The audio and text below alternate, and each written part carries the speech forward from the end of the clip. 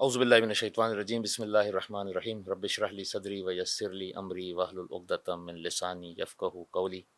Programme آج ہادی T V کے ساتھ آج کا یہ پروگرام جو مناسبت رکھتا ہے 17 ربیع الاول کے حوالے سے، اور جو کہ ولادت ہے رسول خدا صلی اللہ علیہ وسلم کی، اور ان کے جانشین امام جعفر صادق علیہ السلام کے حوالے سے بھی، تو آج کا ہمارا یہ پروگرام امام جعفر صادق علیہ السلام کے حوالے سے ہوگا انشاءاللہ۔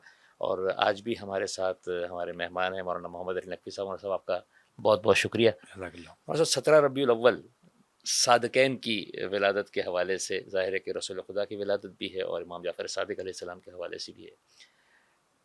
ایک چیز جو سمجھنا چاہیں گے کہ امام جعفر صادق علیہ السلام کی عمر مبارک کے حوالے سے شاید امامت کا سب سے زیادہ عرصہ جو ہے وہ امام جعفر صادق علیہ السلام کو ملا۔ چونکہ ولادت کے حوالے سے پروگرام ہے، تو اگر کچھ تھوڑا سا ولادت کا جو واقعہ ہے، کس طریقے سے امام کی ولادت جو ہے وہ ہوتی ہے، اس وقت کا کیا ماحول تھا، اس وقت کی جو حالات تھے، اس کو اگر تھوڑا سا ڈیفائن کر سکیں۔ بسم اللہ الرحمن الرحیم۔ ربیع الاول کی 17 تاریخ یہ خدا کا انتخاب ہے۔ 135 برس کے بعد اللہ کے رسول کی ولادت باسعادت کے 135 برس کے بعد روئے زمین پر مدینہ منورہ، اور فرق یہ ہے کہ مکہ مکرمہ یہ مدینہ منورہ، وہ جناب آمنہ یہ ام فروہ، وہ بنت وہب یہ بنت قاسم ابن محمد بن نبی بکر۔ تو ماؤں کا انتخاب بھی خدا کر رہا ہے، اور والدین کے حوالے سے والد کا انتخاب بھی خدا کر رہا ہے، اور ان دونوں کے لیے ہمارے پاس گواہی کے لیے زیارت وارثہ کے جملات ہر معصوم کے لیے کافی ہے۔ کن تنوراً فی الاسلاب الشامخۃ والارحام المطہرۃ۔ اللہ کے رسول کی جو آمد ہے حضرت آدم علیہ السلام کی خلقت سے 9 لاکھ سال پہلے ہے، اور جب سے پیغمبر ہیں، جب سے محمد ہیں، جب سے آل محمد ہیں، کہ پروردگار نے اپنے ہی نور سے پیغمبر کو اور آپ کی آل کو خلق فرمایا۔ لہٰذا ہمارے اور آپ کے منانے کے لیے یہ ربیع الاول کی 17 تاریخ ہے، ورنہ اصلاً آپ کی آمد تو اس وقت سے ہے جبکہ لفظ آمد بھی نہیں تھا۔ تو اب اگر میلاد کی بات کیجئے، مدینہ منورہ میں خدا نے لطف و کرم فرمایا کہ امام سید سجاد علیہ السلام کے فرزند ارجمند امام محمد باقر علیہ السلام کے گھر میں خدا نے ایسا بیٹا عطا کیا کہ جس کا نام بھی اور جس کا لقب بھی دونوں پیغمبر دیکھے گئے تھے۔ ہر معصوم کی آمد پر ایک ہی طریقہ ہے، یعنی آنے والا معصوم اپنے دونوں ہاتھوں کو زمین پہ رکھ دیتے ہیں۔ پیغمبر کے لیے الفاظ تکبیر فرمائی آپ نے پہلے، پھر کلمہ شہادتین پڑھا۔ ان کے الفاظ تھے کہ لا الہ الا اللہ انا رسول اللہ۔ ان کے الفاظ اپنے خدا کی توحید کا حوالہ، لا الہ الا اللہ یا اشہد ان لا الہ الا اللہ و اشہد ان محمدن رسول اللہ صلی اللہ علیہ وآلہ وسلم۔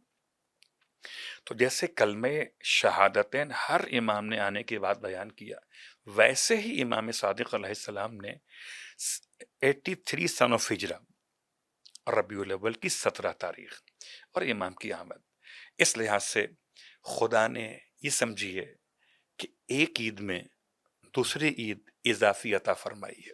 مطلب جیسے کہ ابھی ذکر ہوا کہ بہت طویل عمر، یعنی 65 سال کی عمر جو ہے وہ امام جعفر صادق علیہ السلام کو ملی ہے، اور پوری زندگی میں تقریباً 12 اقتدار جو ہیں وہ بدلے ہیں۔ تو امام جعفر صادق نے یہ تمام چیزوں کو دیکھا ہے، بنو امیہ کے حکمران کو بھی دیکھا اور پھر بنو عباس کے حکمران کو بھی دیکھا۔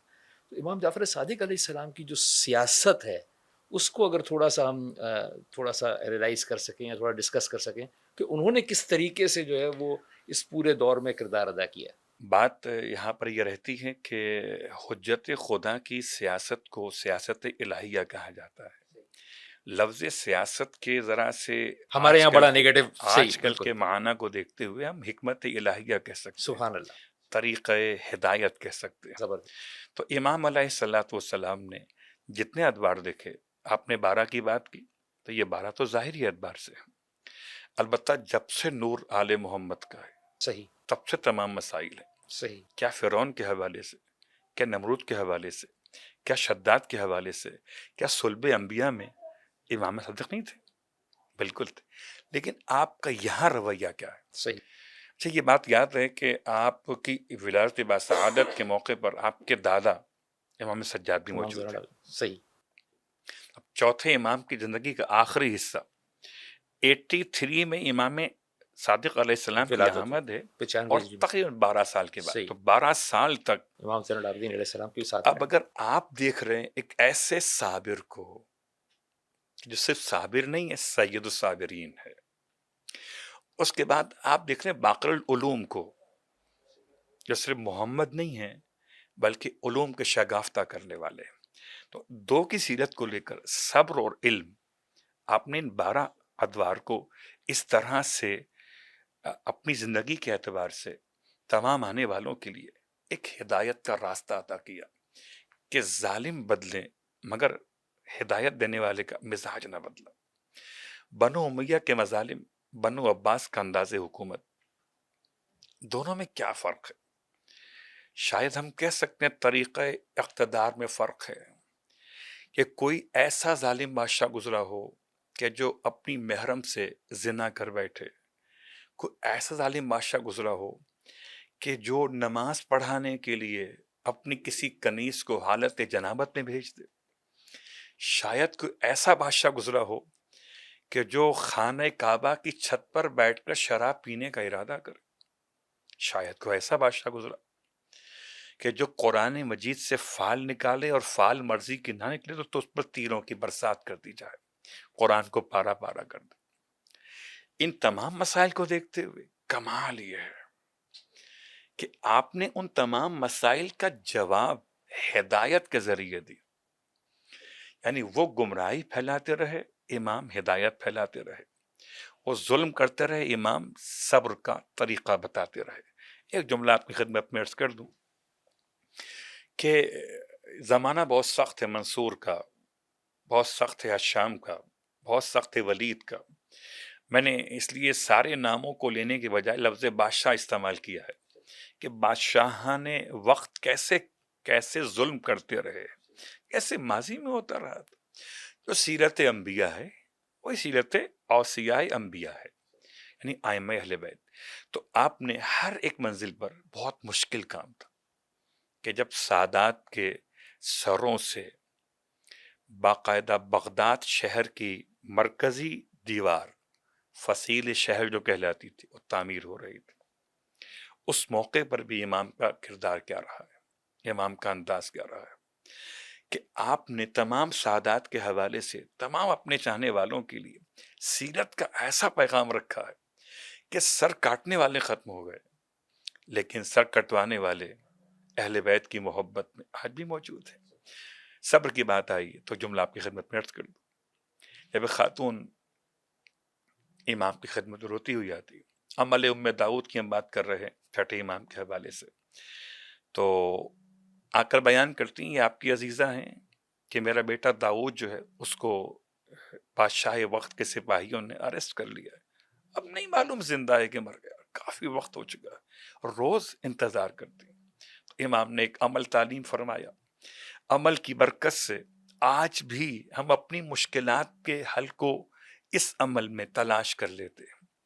یا کبھی صبر کی بات میں اگر کوئی ماں یہ کہہ دے آ کر کہ میرا بیٹا اب تک نہیں آیا، تو امام فرمایا جاؤ انتظار کرو، آ جائے گا. ایک دفعہ گئی، 2 دفعہ گئی، 3 دفعہ گئی. جب 3 دفعہ گئی تو پھر کہا مولا میرا صبر ختم ہو چکا.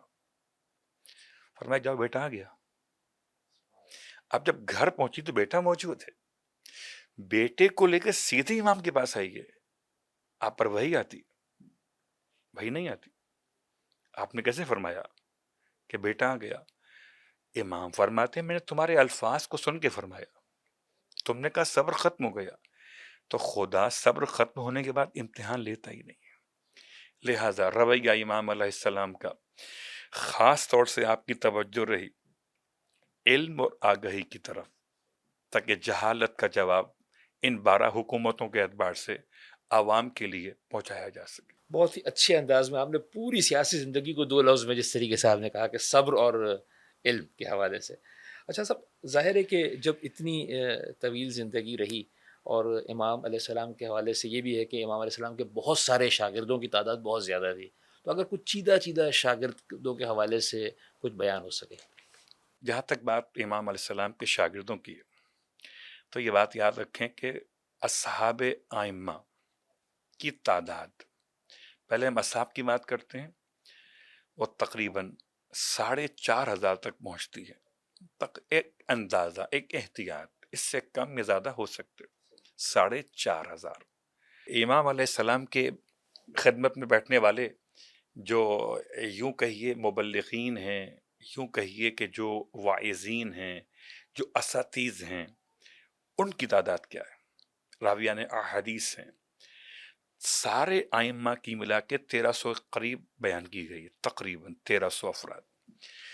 اس میں سے 400 سے زیادہ تو امام صادق علیہ السلام کے زمانے کے۔ تو اصحاب اور اصحاب کے حوالے سے آپ کی خدمت میں بیٹھنے والے خاص وہ افراد کہ جنہوں نے علم اور حکمت اور آگہی فقہ کو حاصل کیا، دین کی بصیرت کو اپنے اندر سمو لیا۔ ان میں سے ہم اگر دیکھتے ہیں کہ کچھ افراد ایسے ہیں کہ جن کو 70 ہزار حدیثیں یاد ہیں۔ اللہ اکبر! یعنی امام علیہ السلام کے شاگردوں میں اگر بات کیجئے تو کون نہیں ہے؟ اگر مشہور نام لیجئے تو 2 سال کی شاگردی، 2 سال اگر آپ نے شاگردوں کی بات کی ہے تو ایک شخصیت بہت معروف، امام ابو حنیفہ کی اعتبار سے ہم بات کر 2 سال، یہ بات تو کہنی پڑے گی کہ امام علیہ السلام کی خدمت میں اگر کوئی 2 سال بھی رہا ہے تو اس نے یہ کہہ کر ان 2 سالوں کی عظمت کا اعتراف کیا ہے کہ لولا سنتان تو لہلک النعمان۔ تو بالکل ایسا ہی ہے کہ اگر کوئی کم از کم شاگردی اختیار کرے امام کی تو کامیاب ہو جاتا ہے۔ اب یہ الگ بات ہے کہ ہر اعتبار سے شاگرد بننے والا آگے اپنے امام علیہ السلام کے پیغام کو کیسے پہنچاتا۔ اور اگر ہم بات کریں جابر بن حیان کی تو برحال ایک بہت بڑی شخصیت، کتنے نام لیے جائیں؟ محمد بن مسلم ثقفی کا نام ابھی آ چکا ہے زیارت کے باب میں، صفوان جمال کا نام بھی آتا ہے، ابو حمد صومالی، ثابت بن دینار 4تھے امام سے آ رہے ہیں، 5ویں امام کے شاگرد، 6ٹھے امام کے شاگرد۔ اس کے ساتھ ساتھ اور بہت ساری شخصیات میں ہم دیکھتے ہوئے جاتے کہ مسجد کوفہ چھلک رہی ہے، مختلف حلقے درس ہیں، اور شاید 6ٹھے امام علیہ السلام وہ واحد شخصیت ہیں کہ جنہوں نے علم کے حوالے سے الگ الگ سبجیکٹ اور عناوین کے ایک انتخاب کا راستہ بتایا۔ لوگ دین کو کیا سمجھتے تھے، اسلام کو کیا خیال کرتے تھے، ایک اصول دین، ایک فروع دین، ایک تفسیر قرآن اور ایک فقہ آل محمد، فقہ پروردگار عالم۔ امام علیہ السلام نے اس سے ہٹ کر علم کیمیا ہو، علم فلکیات ہو، علم نجوم ہو، علم طب ہو، کون سا ایسا علم ہے جس پر امام علیہ السلام نے اپنے شاگرد فراہم نہ کی ہو؟ کہ یوں سمجھیے کہ جعفر کا ایک ترجمہ تو جنت کی نہر، ایک ترجمہ وسیع و عریض نہر، اور ایک ترجمہ علم کی نہر۔ تو علم کی ایسی نہر بنی کہ عمل سکھا کے چلے اور جنت کی نہر تک پہنچا کے گئے۔ تو تمام شاگردوں میں، کتاب لکھنے والوں میں، مصنفین میں امام علیہ السلام کے شاگرد سب سے آگے۔ ابھی مختلف اصحاب کے جو نام آ رہے تھے ان میں آپ نے ایک نام لیا جناب صفوان جمال کا، ان کا ایک واقعہ جو ہم اکثر ممبر سے سنتے ہیں، میرا خیال ہے کہ وہ اونٹ کے حوالے سے کہ ایک ظالم کے لیے سافٹ کارنر بھی نہیں ہونا چاہیے، اس کے اندر بھی ایک تھوڑا سا سبق ہے، اگر اس کو تھوڑا سا بیان فرما دیں۔ یہ گرچہ صفوان جمال کا یہ جو واقعہ ہے یہ 6ٹھے امام علیہ السلام کے بعد یہ 7ویں امام کے دور سے متعلق ہے، امام موسی کاظم علیہ السلام کے زمانے کا۔ لیکن چونکہ بات یہ کہ ہر ایک محمد ہے تو سمجھانے کے لیے وہی مزاج ہے جو 6ٹھے امام کا مزاج ہے ظالم کے حوالے سے، اور 7ویں امام مزاج بھی ہے۔ تو اب اگر انہوں نے اپنے اونٹ کرائے پر دیے اور وہ بھی حج کے لیے، اور امام علیہ السلام کو خبر ہو گئی، ساتویں امام کو، یعنی فرزند امام جعفر صادق، اللہ اکبر، تو آپ نے ان کو بلا کر بہت شفقت کے ساتھ ارشاد فرمایا کہ آپ نے اپنے اونٹ کرائے پر دیے ہیں؟ جی مولا دیے۔ کس سے دیے ہیں؟ ہارون کو دیے۔ اچھا یہ کہاں؟ حج پہ گیا مولا، نیک کام کرنے گئے۔ امام فرماتے ہیں تو پھر آپ کو جو اجرت ہے وہ اس کے آنے کے بعد ملے گی۔ بالکل ایسا ہی، پھر آپ دعا کریں گے کہ وہ زندہ سلامت واپس آ جائے۔ کسی ظالم کے لیے سلامتی کی دعا کرنا ظالم کے ساتھ کھڑے ہونے کے برابر ہے۔ اللہ اکبر۔ اب سمجھ میں آ رہی بات کہ دعا کی حد تک بھی مظلوم کے حق میں دعا کرنا مظلوم کے ساتھ کھڑا کرتی ہے، اور ظالم کے حق میں دعا کرنا ظالم کے ساتھ کھڑا کرتی ہے۔ صفوان نے امام کی بات سمجھ لی، سمجھدار تھے، جیسے ہی واپس آیا ہارون سارے اونٹ بیچ دیے۔ حالانکہ وہ سمجھ گیا، لیکن وہ سمجھے نہ سمجھے یہ سمجھدار تھے، کاش ہم بھی سمجھدار ہو جائیں۔ سبحان اللہ۔ اصل ظاہر ہے کہ فقہ محمدی ہے ہماری فقہ جو ہے، لیکن مشہور ہے فقہ جعفری کے حوالے سے۔ اس کی کیا وجہ نظر آتی ہے کہ ہمیں فقہ جعفریہ یعنی امام جعفر صادق کے حوالے سے جو ہے؟ اصلاً فقہ کا مطلب ہے سمجھنا۔ جو بنیاد ہے شریعت کی وہ اللہ کے رسول نے پہنچائی ہے، جو اصول بتائے ہیں، ان اصولوں کی تشریحات اور تفصیلات جتنا موقع امام صادق علیہ السلام کو ملا اور جتنی احادیث آپ کے ذریعے سے پہنچی، اصلاً یہی فقہ جعفری، فقہ آل محمد، چونکہ وضاحت کرنے والا، سمجھانے والا، کھول کھول کے رکھنے والا۔ نہر اس لیے تو کہتے ہیں، عجیب جملہ ہے، آپ کے لیے جعفر کا ترجمہ کنواں نہیں ہے، کنویں تک ہم چل کے جاتے، نہر خود ہم تک چل کے آ جاتی ہے۔ تو امام علیہ السلام نے چونکہ ساری تفصیلات اور تشریحات ان اصولوں کی بیان فرمائیں، اس لیے شہرت کے لحاظ سے آپ کی فقہ مشہور ہوئی۔ اصل مختلف شاگردوں کے حوالے سے بات ہوئی، اب مختلف جب فقہ کی بات نکلی ہے تو ایک تو ظاہر ہے کہ اہل بیت کی فقہ جعفری کے حوالے سے ہم بات کر رہے ہیں، ایک قیاس کے حوالے سے امام ابو حنیفہ کے حوالے سے، ایک اہل حدیث کے حوالے سے، حالانکہ جو ہے وہ جیسے آپ نے کہا بھی کہ ان کے شاگردوں میں ہی جو ہے وہ شمار ہوتا ہے۔ کیا بیسک ڈفرینس ہے، اور کیا فقہ جعفری میں کیا عقل کے کردار کو کیا مائنس کیا گیا ہے، کس طریقے سے؟ چونکہ وہ قیاس کی جب بات آتی ہے تو کیا ہم نے اس طریقے سے اس کو تھوڑا سا اگر وضاحت فرما دیں۔ پروردگار عالم نے ہدایت کا سلسلہ ہے وہ اپنے پاس رکھا ہوا ہے کہ ہم پر ہدایت کی ذمہ داری، علینا للہدا۔ اور پھر جب ہم بات کرتے ہیں سورہ الحمد کی، یہ سورہ واللیل کی بات تھی، الفاظ کیا ہیں؟ اہدنا الصراط المستقیم۔ تو پروردگار عالم نے جو عقل عطا فرمائی ہے وہ ہادی بنانے کے لیے نہیں ہے، اور نہ ہدایت کے معاملات طے کرنے کے لیے، وہ ہدایت پر چلنے کے لیے ہے۔ یعنی مثال میں دیتا ہوں آپ کو آسان سی، پھر آتے ہیں وضاحت پر۔ مثال یہ ہے کہ جو انسان صاحب عقل نہیں ہے وہ نماز کیسے پڑھے گا؟ صاحب عقل ہے، نماز کیسے پڑھے گا؟ نماز وہ پڑھے گا جو خود بنائے گا، یا وہ جو بنائی گئی ہے خدا کی طرف سے، یا بتائی گئی ہے محمد کی طرف سے۔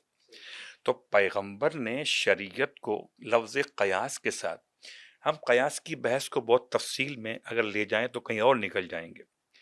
وہ قیاس کے موضوعات میں غلطی کہاں پر ہوتی ہے؟ غلطی یہاں پر ہوتی ہے کہ دو انسان، یعنی انسان دو معاملات میں الگ الگ، دونوں کو ایک انداز سے دیکھ رہا ہوتا۔ تو امام صادق علیہ السلام نے جب سوال کیا قیاس کے حوالے سے امام اعظم ابو حنیفہ سے کہ آپ فیصلہ کرتے ہیں، فتویٰ دیتے ہیں، بتائیے فتوے کی بنیاد کیا ہوتی ہے؟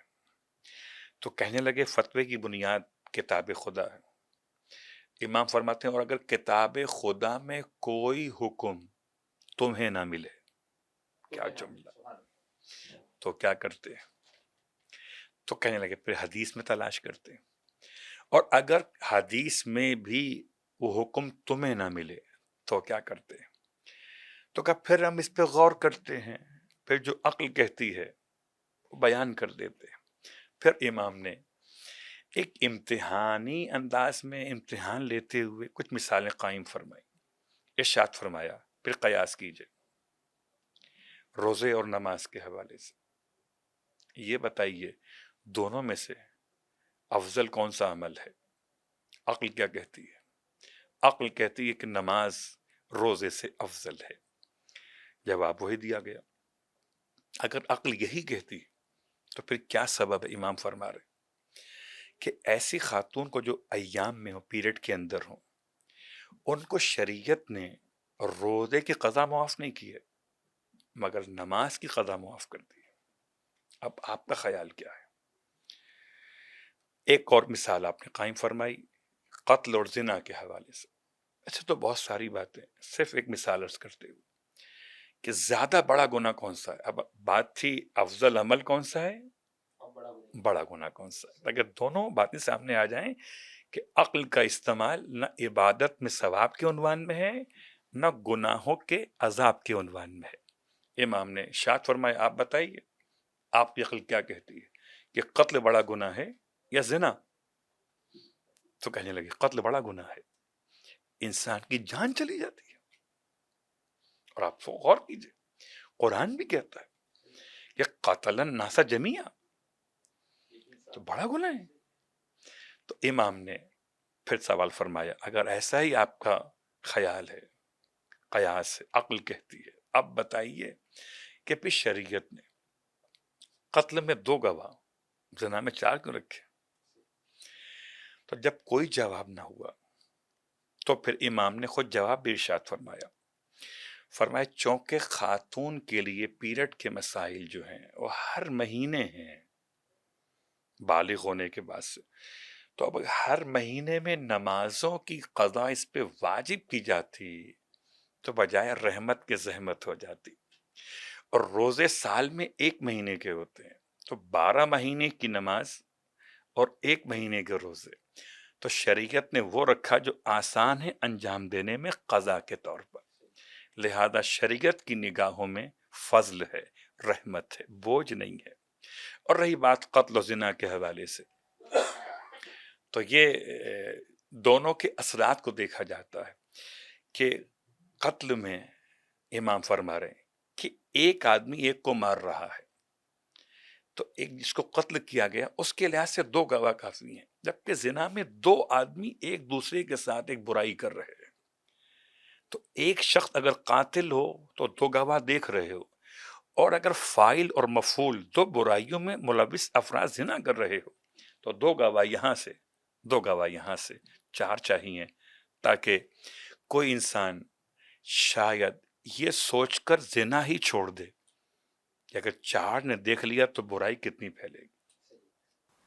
اچھا صاحب آخر میں ظاہر ہے کہ چونکہ 17 ربیع الاول اگین 2 صادقین کی، رسول خدا صلی اللہ علیہ وسلم کو بھی انک لعلی خلق عظیم، اخلاق کی جو ہے وہ بہترین اس پہ مستحق آتے ہیں، اور امام جعفر صادق علیہ السلام کا میں کال دیکھ رہا تھا کہ بہترین زندگی ایک انسان بہترین اخلاق کا مالک ہو۔ تو اگر تھوڑا سا اس پر ڈسکشن ہو جائے کہ ایک تو یہ اخلاق سے مراد کیا ہے، اخلاق کا مطلب کیا ہے، اور اس کو اگر تھوڑا سا واضح کر کے بتا دیں۔ بہت عنوان جو اخلاق کے حوالے سے آپ نے اٹھایا عمدہ عنوان ہے یہ، اور پیغمبر کی شخصیت ہو یا آل پیغمبر کی شخصیت، اخلاق کی بلندی یعنی شائستگی ہم اخلاق کا حصہ کہتے ہیں، انداز زندگی اخلاق کا حصہ کہلاتی ہے، اٹھنا اور بیٹھنا اخلاق کا حصہ کہلاتا ہے، بات کرنا اور بات سننا، حتیٰ کہ ہاتھ پھیلانا اور پاؤں سمیٹنا، حتیٰ کہ اپنے گھر میں داخل ہونا اور گھر سے باہر نکلنا، کاروبار کے مسائل کو انجام دینا، اخلاق کہاں نہیں ہے؟ اخلاق ہی سمجھیے کہ عقیدہ بھی اخلاق میں شامل ہے اور عمل بھی اخلاق میں شامل ہے۔ جیسے پیغمبر صاحب خلق عظیم ہیں، ایسے امام علیہ السلام کی سیرت میں جگہ جگہ ہمیں ہر ایک مقام پر اخلاق ملے گا۔ یعنی حد تو یہ ہے کہ اگر آپ سوال کر رہے ہیں وہ یونانی شخص سے جو ماہر ہے طب کے اعتبار سے، تو وہاں بھی سوال اور جواب میں آپ علم دے رہے ہیں مگر اخلاق کے ساتھ۔ ہمارے یہاں اخلاق کی حیثیت ایسی ہو کے رہ گئی کہ مدرسے ہیں اخلاقیات نہیں، اسکول ہیں اخلاقیات نہیں، سوسائٹیز ہیں اخلاقیات نہیں، یعنی سکھایا ہی نہیں جاتا کہ کیسے ادب بڑوں کے ساتھ، کیسے وقار چھوٹوں کے ساتھ۔ ایک جملہ آپ کی خدمت میں عرض کر دوں، امام ارشاد فرماتے ہیں کہ جو آپ سے عمر میں چھوٹے ہیں ان کا بھی احترام کرو، جو آپ سے عمر میں بڑے ہیں ان کا بھی احترام کرو، احترام، اور جو آپ کے ہم عمر ہیں ان کا بھی احترام کرو۔ یعنی بے احترامی تو آل محمد نے سکھائی ہی نہیں ہے۔ راوی حیران ہو گئے کہ مولا جو عمر میں بڑے ہیں ان کا احترام سمجھ میں آتا ہے، یہ باقی 2 چیپٹر کیسے ہیں؟ امام نے ارشاد فرمایا سنو، جو تم سے عمر میں بڑے ہیں ان کا احترام اس لیے کرو کہ وہ تم سے پہلے عاقل اور بالغ ہوئے اور ان کو عبادت خدا کا موقع تم سے زیادہ مل گیا ہے۔ اور رہی بات ان کی جو تم سے چھوٹے ہیں، کہ وہ ان کا احترام کیوں کرو گے کہ ان کو گناہوں کا موقع تم سے کم ملا ہے، کہ وہ عاقل اور بالغ بعد میں ہوئے ہیں اور تم ان سے پہلے ہو چکے ہو۔ اور رہی بات اپنے ہم عمر کی، اس کا احترام کیوں کرو گے؟ اس لیے کہ تم اپنے گناہوں کو یقین کی بنیاد پر جانتے ہو اور اس کے گناہوں کو تم صرف گمان کی بنیاد پہ جانتے ہو۔ تو گمان کی بنیاد پر جاننا اور ہے، یقین کی بنیاد پر جاننا اور ہے، تو اس کا بھی احترام کرو۔ اس کے گناہوں پر صرف تمہیں گمان ہو سکتا ہو کیونکہ تم اپنے گناہوں کو یقین کے اعتبار سے جانتے ہو۔ تو احترام، احترام اور احترام۔ اصل ظاہر ہے کہ بس اتنا بڑا دن ہے، ہم چاہیں گے کہ ایک دعا کے ساتھ جو ہے وہ اس کو اختتام تک پہنچائیں، تو صرف دعا کے ساتھ۔ الہی و سیدی و مولائی بحق زہرا و ابیہا و بالہا و بنیہا، پروردگار بحق سرکار ختم یہ مرتبت، بحق امام صادق علیہ السلام، پروردگار تمام تر عالم اسلام، عالم انسانیت کی مشکلات کو دور فرما۔ اس مبارک دن کے اعتبار سے جہاں جہاں ظلم اور ستم جاری ہیں ان تمام مقامات پر، تمام علاقوں میں مظلوموں کی داد رسی فرما، ظالموں کو ان کے انجام تک پہنچا اگر وہ ناقابل ہدایت ہوں۔ ربنا تقبل منا انک انت السمیع العلیم بجائے محمد وآلہ المعصومین برحمتک یا ارحم الراحمین۔ اللہم صلی علی محمد وعلی